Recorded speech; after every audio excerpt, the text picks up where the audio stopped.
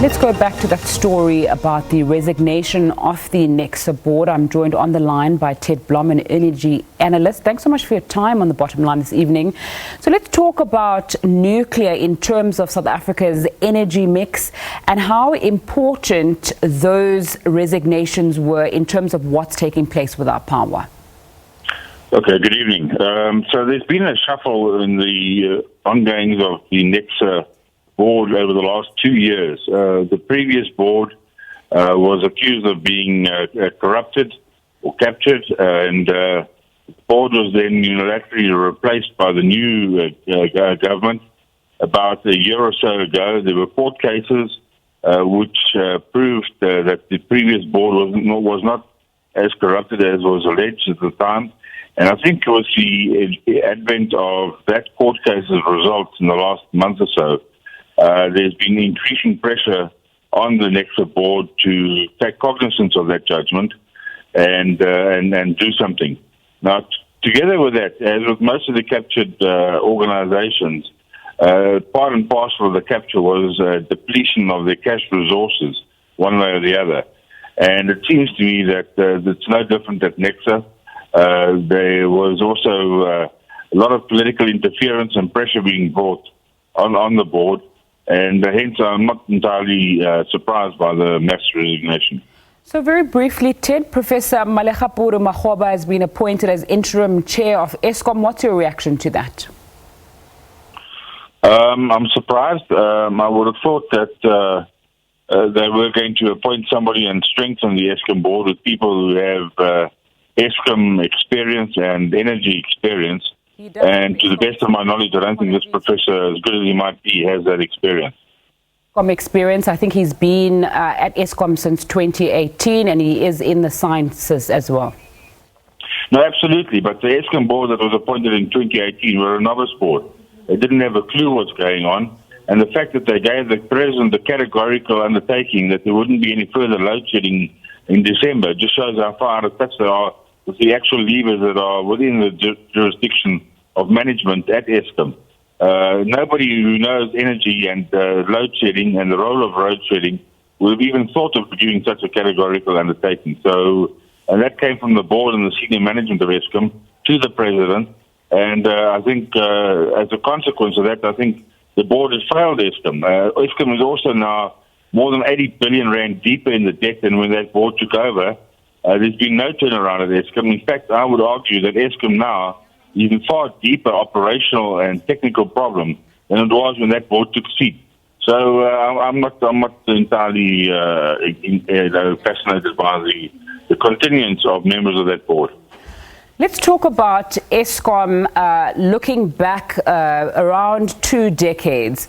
We know that one of the issues, besides the maladministration, the corruption, as well as other allegations that are bandied about as Eskom, is in terms of capacity. And when Eskom used to service a very small part of the population of South Africa, it was perhaps easier to provide power. 25 years in, more people need electricity, more capacity is needed, and those issues have affected that. Would that be a correct summary of the issues at Eskom? I think it would be correct to say that the Eskom customer mix has changed quite dramatically over the last 30-odd years. However, in terms of the demands on the organization, the amount of electricity demanded now is less than what was demanded 10 years ago, before the advent of Medupi and Kusile and Ngula. And yes, there's also been a reduction in demand in as far as a lot of mining entities that were the major consumers. 25, 30 years ago, mining and ancillary smelting activities made up about 70% of Eskom's supply. Today, that's below 40%, if my numbers are correct. So yes, there has been a dramatic swing in the customer makeup of Eskom. But the fact of the matter is that there's been no excessive demands made on Eskom to generate vastly more power than what has been the case 30 years ago. Okay, talk us through then what you believe the next steps are. I know that you spoke to my colleague about a few days ago, and you said the only solution that you think that will work is if Eskom gets people from overseas. Absolutely. I mean, and I would have thought that the ideal opportunity would be to bring in those people with the right experience, turnaround experience, at a very senior level, either CEO or chairman level. And they would then immediately probably embark on an emergency program to bolster the power generation capacity of Eskom, given the disparate state of repair or disrepair of Eskom's generating units.